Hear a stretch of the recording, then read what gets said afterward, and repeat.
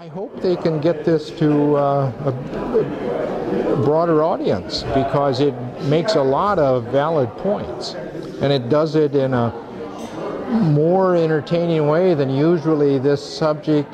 You know, the documentaries are just not very interesting. And so it's hard to reach the public. Maybe if this would, maybe this could take off and reach a bigger audience. Well, what do you think was the most poignant part of the play, as far as reaching people about how important this topic is?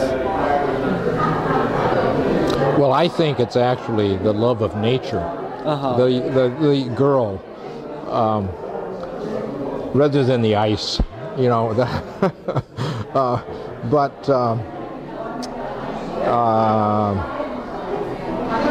But it was, you know, it's a combination of all these different characters bringing in.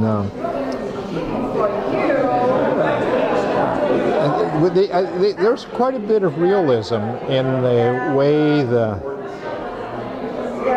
fracking and everything is brought in, and on the other hand, what it's competing against. And you have to have a love of nature, or it's hard to be concerned about the problem on the short run, because the biggest problems in this are things that will happen over the time scale of decades and centuries, when the ice sheets run out of control. And we can't say how rapid that's going to be, although it's looking more and more rapid as we see what's happening around Antarctica. But we are messing with a system which is... I just want to shake your hand real quick. I just wanted to meet you. That was Thanks, great. That was really good. I'd come to a reading of this at the early, but this is so much better now. I mean, it didn't. I was skeptical about whether it could be something that people would find entertaining, but it needs further work. But it's, I bet it's getting there. Yeah, really great performance tonight. Really moved. Nice. Very strong pleasure. Inspired by this guy. Yours was great, and that young girl was great, and they were all. It was really good. Well, I just want to add a little more to that, because I looked back through my zillions of emails to try to find the first one I had with you. It was 2.5 years ago. I got an email, as Karen said, completely out of the blue. And I get a lot of emails out of the blue from people, especially since I've gone down this research path linking Arctic change to weather patterns and being much more sort of in the public eye than I ever was before. So, you know, I read this email from Karen, and I was like, a play about climate change and extreme weather, and I don't know, this sounds a little out there. But I read it closely. I looked at some of the links that she'd sent me about her previous work, and clearly she was very serious, and she had done her homework.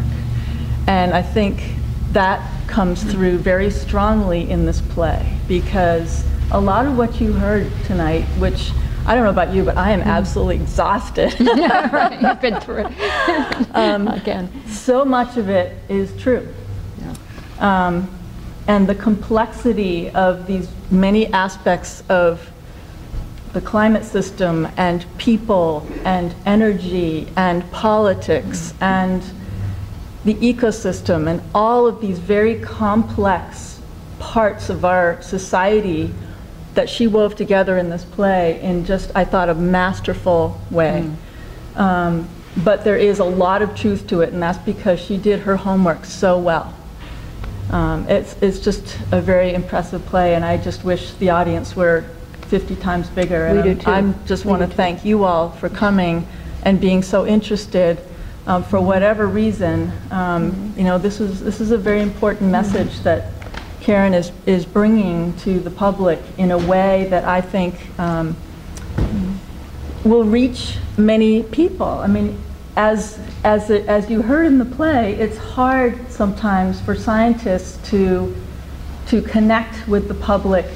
Some people obviously get it, but some people just don't. And so this is a venue and a way of communication that I think is extremely important, because this message is extremely important. And we've got to just try every way we can.